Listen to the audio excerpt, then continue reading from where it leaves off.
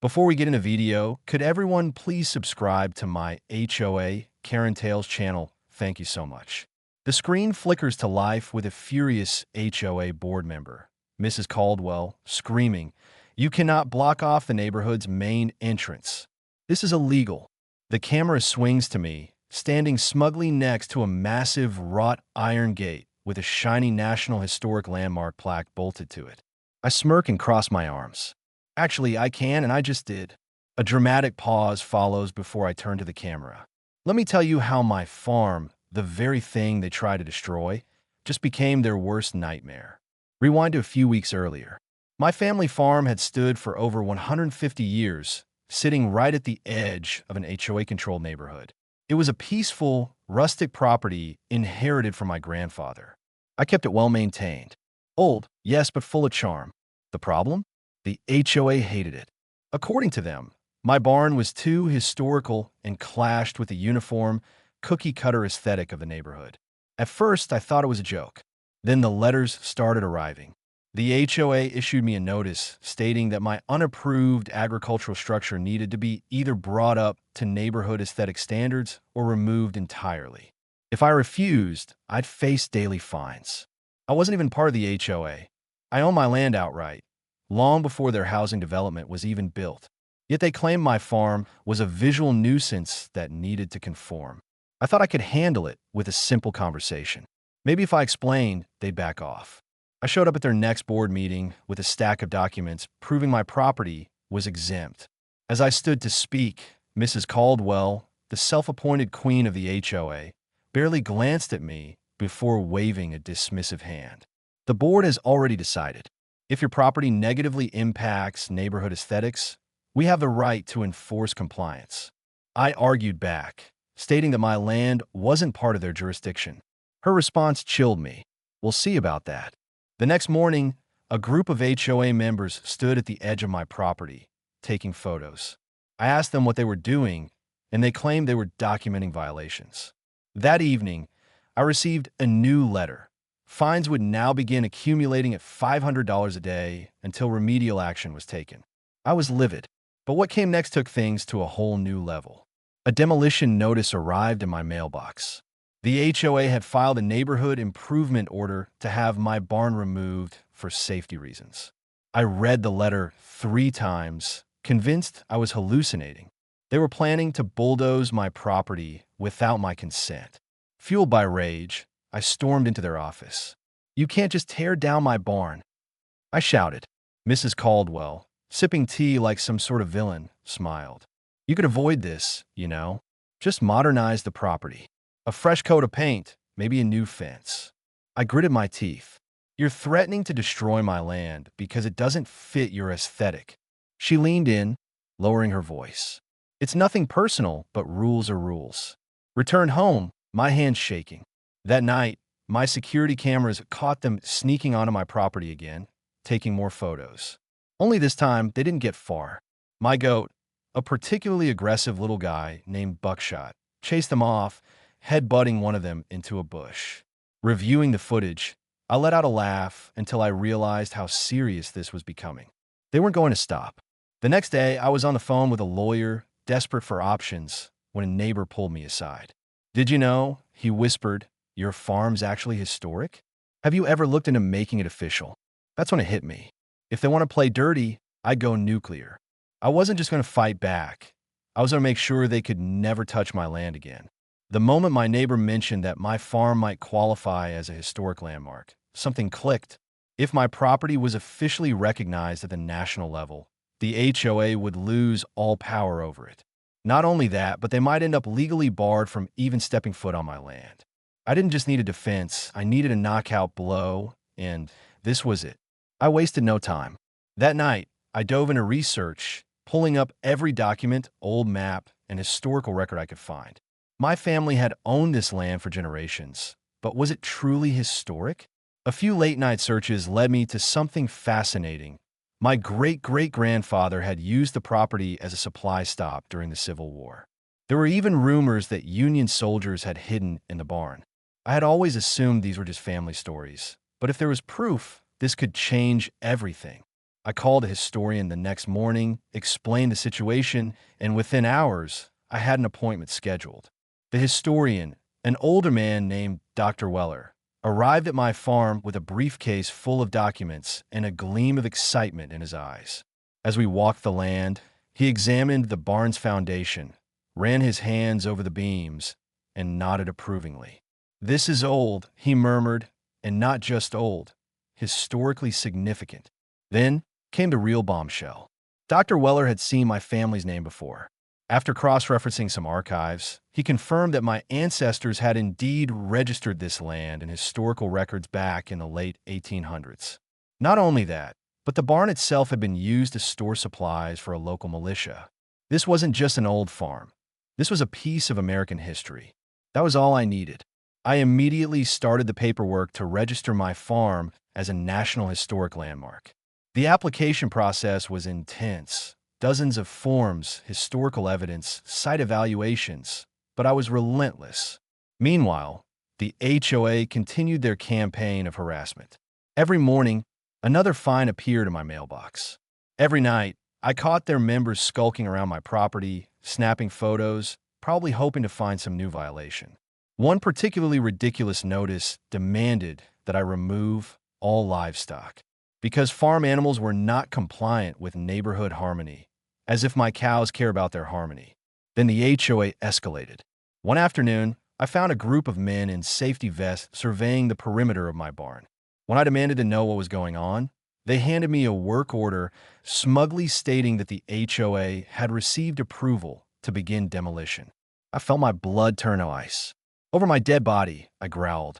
I immediately called my lawyer, who assured me that the HOA had no legal right to do this, but that didn't mean they wouldn't try. That night, I installed a full security system, motion-activated floodlights, cameras, and alarms. The next time they tried anything, I'd be ready. And sure enough, they did. At 3 a.m., my cameras picked up movement. 2 HOA members had snuck on my property with spray paint, likely planning to mark the barn for demolition. The moment they stepped too close, my floodlights blasted them like a UFO landing. They screamed, tripped over my fence, and bolted. The next morning, I sent the footage to the local news. The headline read, "HOA caught trespassing on historic farm." The HOA board was furious. I was just getting started. Days later, the first step of my historic landmark application was approved. Now my farm was officially on the State Register of Historic Places, a major milestone. If I could get national recognition, the HOA would be permanently powerless. But that wasn't even the best part. My lawyer called with a stunning legal loophole. Since the main road leading into the neighborhood technically cut through my property, I could petition to restrict public access. If my farm became a fully protected historic site, I could shut down the road entirely, meaning the HOA and all its members would be cut off in their own neighborhood. I laughed out loud when I heard it. The HOA had spent months trying to erase my farm. Now my farm was about to erase them. The board caught wind of my plan and went into full panic mode. They tried bribing local officials to block my application. They sent petitions full of fake signatures claiming my farm was a hazard to community safety. They even tried to host a town hall meeting to rally the neighborhood against me. It backfired spectacularly. At the town hall, one of the residents, a retired military veteran, stood up and said, "You know, I've lived here for 20 years, and that farm was here before any of us. If anything, the HOA is the real nuisance." The room erupted into applause. Other neighbors chimed in, calling out the HOA's hypocrisy. It turned out I wasn't the only one being harassed. Multiple homeowners have been fined for ridiculous reasons, from improperly colored garden gnomes to unapproved porch furniture. The board members turned red with embarrassment. That night, the HOA president resigned, but Mrs. Caldwell refused to back down. The next morning, she was on my doorstep looking furious. "You have no idea what you're doing," she hissed. "Little stunt of yours is going to ruin this entire neighborhood." I smiled. "Funny, that's exactly what I was thinking about you." I shut the door in her face. A week later, I received the official letter. My farm had been approved for National Historic Landmark status. The HOA was done for, but I wasn't finished just yet. With my new legal status, I filed the paperwork to restrict access to the main road. It would take a few weeks to finalize, but once it was done, the HOA and every single resident who lived under their rule would be locked out of their own neighborhood. They had spent so much time trying to get rid of me, and now they were the ones about to lose everything. Mrs. Caldwell must have caught wind of what was happening because 2 days later, she showed up with a court summons. The HOA was suing me, claiming I had illegally manipulated historical status to harm the community. I just laughed. They had no idea that by fighting me, they had set themselves up for the biggest loss of all. The letter arrived on a crisp morning, its official seal glaring up at me like a declaration of war. But this wasn't bad news. It was the final approval for my farm's designation as a National Historic Landmark. My property was now under federal protection. The HOA no longer had a single legal foothold. No fines, no demands, no demolition orders, nothing. I had one. I held the letter in my hands, letting the weight of it settle over me. For months, the HOA had made my life a nightmare, but now they were powerless. But this wasn't just about stopping them. It was time for payback. That afternoon, I marched straight to the HOA office and slammed a copy of my historic designation papers onto their conference table. Every board member was present, including Mrs. Caldwell, who had the audacity to smirk like she still had the upper hand. "You're wasting your time," she said, folding her hands. "Historic status doesn't mean you can ignore neighborhood guidelines." I grinned. "Actually, it does, and a lot more than that." She blinked, her smirk faltering. I took my time savoring every word. Under federal law, any property designated as a National Historic Landmark is exempt from local ordinances, zoning restrictions, and private governing bodies like HOAs. That means you can't fine me, you can't demolish anything, you can't even set foot on my property without a permit. Silence.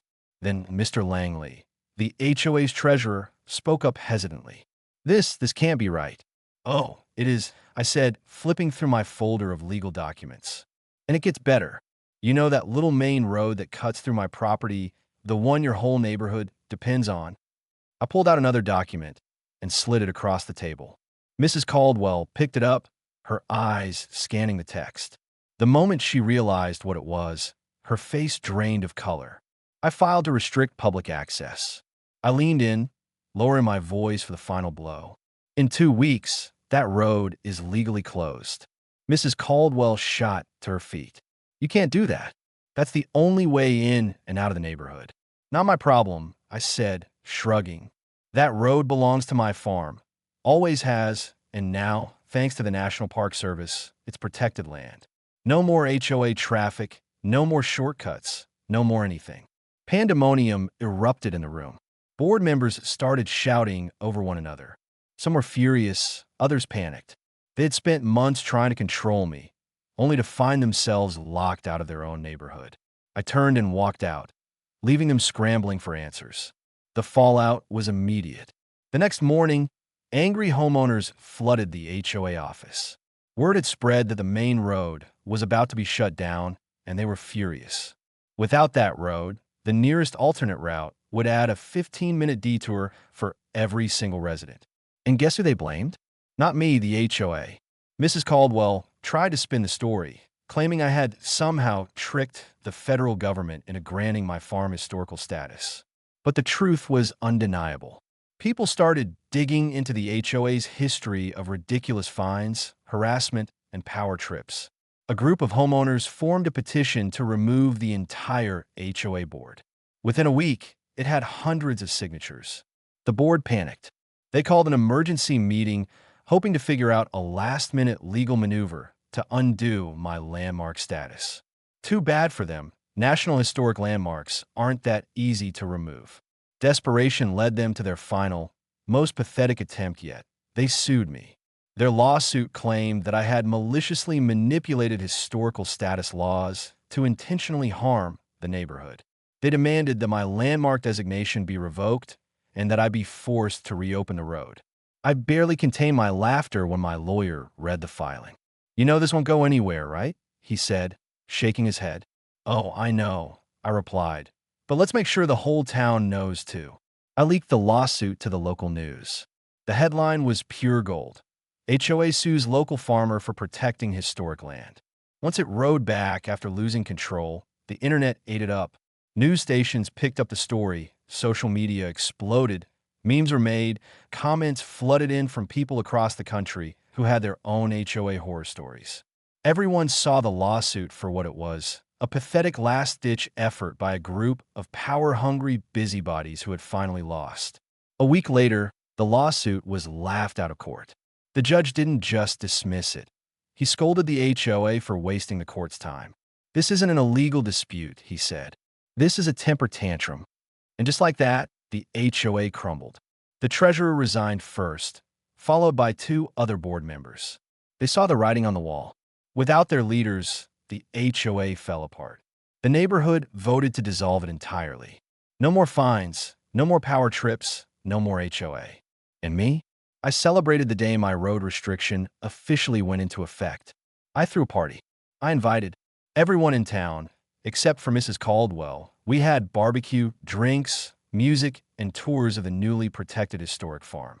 By the end of the night, someone had put up a brand new sign at the gate of my property. "Welcome to Farm Name, a National Historic Landmark. HOA free since 2025. I stood back, admiring the sign when I heard a car screech to a stop behind me.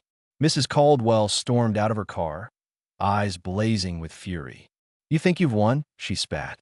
"You think this is over?" I turned to her, smiling. "Oh, Mrs. Caldwell, this was over the moment you messed with my farm." I gestured toward the sign, then toward the massive locked gate behind it. She took a step forward, but I held up a hand. "Ah, no trespassing. You wouldn't want to get fined, would you?" Her face turned red. She spun on her heel, stomped back to her car, and sped off. As I watched her disappear, I let out a deep breath. For months, they had tried to take my land, my history, my home. Now I own theirs. The fallout from the HOA's failed lawsuit was nothing short of spectacular. The board had crumbled, the neighborhood had turned against them, and my National Historic Landmark status was rock solid. But Mrs. Caldwell still wasn't ready to admit defeat. With the HOA in shambles, she tried a different tactic, turning the remaining homeowners against me. Flyers began appearing in mailboxes, claiming that my decision to close the main road had ruined property values and that I had tricked the government into protecting my land. She was desperately trying to convince people that I was the real villain in this story. Too bad no one was buying it. Most homeowners hated the HOA anyway. Once people realized the organization was nothing but a scam, they were thrilled to see it fall apart. Sure, some of them were annoyed about the road closure, but the alternate route wasn't that bad. Compared to the ridiculous fines and constant harassment they had suffered under HOA rule, a small inconvenience was nothing. Instead of rallying the neighborhood, Mrs. Caldwell found herself isolated. The HOA had lost its power, but she refused to let go. She started showing up uninvited to town meetings, ranting about how the neighborhood was falling apart without proper regulations. The final straw came when she tried to issue fines as a private citizen. She had no legal authority anymore, but that didn't stop her from stuffing fake violation notices into people's mailboxes. One homeowner, a retired police officer, had enough. He caught her on his doorbell camera delivering a handwritten fine for unauthorized bird feeders. He immediately called the real authorities. The police paid Mrs. Caldwell a visit, and while they didn't arrest her, they did issue a very serious warning about impersonating a legal entity. She tried to argue, claiming she was just preserving neighborhood standards, but the officer shut her down with 4 simple words: "The HOA is dead." And just like that, she was officially powerless. The real final blow came when the IRS got involved with the HOA. People started digging into the finances. One particularly nosy neighbor, a retired accountant, decided to go through old HOA financial reports. What he found were questionable expenses totaling over $100,000. It turns out the HOA had been funneling money into a maintenance fund, except that fund didn't actually exist. The money was gone, and the only person who had access to those funds was Mrs. Caldwell. When the news spread, people were furious. This wasn't just about ridiculous fines anymore. This was fraud. The accountant reported her to the IRS, and soon she had bigger problems than me. The last time I saw her, she was storming out of her house, arguing with two federal investigators. They were asking questions about where the money had gone. Her face was pale, her hands were shaking, and for the first time since this war started, she looked scared. I watched from my porch, arms crossed, as she got in her car and sped off. She never came back. Word spread that she sold her house in a hurry and left town to avoid the inevitable legal battles. No one missed her. The neighborhood, once strangled by endless rules and restrictions, was finally free. Without the HOA breathing down their necks, people started making real changes. Fences were painted whatever colors people wanted. Gardens flourished with whatever plants people actually liked. One guy even installed a giant pink flamingo statue in his yard, just because he could. And my farm? It was thriving. With my land officially protected, I decided to turn the tables on the very people who had tried to erase my history. I transformed my barn into a small museum dedicated to the farm's legacy. Families brought their kids to learn about the land, and local schools started organizing field trips. But the best part? I put up a brand new sign right in front of the now-locked main road. Private property, historic landmark, no HOA access. A little petty, maybe, but after everything they put me through, I figured I'd earned it. The war was over. The HOA was gone. Mrs. Caldwell had skipped town under a cloud of fraud accusations, and the neighborhood had finally been freed from its ridiculous, suffocating rules. My farm, once the target of their wrath, had become untouchable thanks to its new National Historic Landmark status. But beyond just winning, I had changed the game in ways no one could have imagined. With the HOA dissolved, the entire neighborhood transformed almost overnight. People started taking back their homes, literally. Residents painted their houses whatever color they wanted, some adding murals, others putting up quirky decorations that would have once triggered a $500 fine. One guy set up a massive inflatable dinosaur in his front yard just because he could. Another turned his entire backyard into a mini golf course. But my personal favorite? The Pink Flamingo Rebellion. One homeowner, a quiet older woman who had lived in the HOA for years, went out and bought 100 plastic pink flamingos. She planted them all over her lawn and added a giant sign that read, "This is for you, Caldwell." The whole street erupted in laughter, and soon flamingos started popping up everywhere. It became a symbol of the neighborhood's freedom, a big pink plastic middle finger to the HOA. As for me, I wasn't done yet. With my farm now officially protected, I decided to turn it into something bigger. I didn't just want to keep the land safe from future HOA nonsense. I wanted to make it a landmark people actually cared about. So I got to work. First, I renovated the old barn, turning part of it into a small museum showcasing my farm's history, complete with Civil War relics we had found buried in the fields. A historian even helped me create an official tour that told the story of how my land had played a role in local history. Next, I opened up a farm store selling fresh produce, homemade jams, and old-fashioned baked goods. It was an instant success. People came from all over town to visit the farm, take tours, and support a business that had once been threatened with destruction. And the best part? I started hosting an annual event, the HOA Free Festival. It became a massive celebration where people could come enjoy live music, food, and activities, all while mocking the horrors of HOAs. One of the main attractions was a dunk tank with a mannequin dressed like Mrs. Caldwell. People paid $5 a throw, and let me tell you, it was a hit. Of course, not everyone in the neighborhood had been against the HOA. A few die-hard rule lovers grumbled about the changes. Some even tried to form a new HOA. But without control over my land and without the power to fine or bully people, the movement died before it even started. No one wanted to go back to the old system. Then one day, something unexpected happened. A developer approached me with a multi-million-dollar offer to buy my land. He wanted to tear down my historic farm and build luxury condos. I nearly laughed in his face. "Let me save you some time," I told him. "My farm is a protected National Historic Landmark. That means no bulldozers, no condos, no development ever." The developer blinked, clearly not used to hearing no. He tried again, offering even more money. He talked about how I could be rich beyond my wildest dreams. I just smiled. I already am. I walked him to the gate, the massive lock gate that had once been the main road into the neighborhood. The same gate that now stood as a symbol of everything the HOA had tried to destroy and failed. As a developer drove away, I turned to admire the newest addition to my farm. Right next to the gate, we had built a large stone monument. Engraved into the surface were the words, "Welcome to Farm Name, a National Historic Landmark, HOA free since 2025. Underneath, in small but unmistakable letters, was one final message. In loving memory of the HOA, may it never return. With that, I turned and walked away.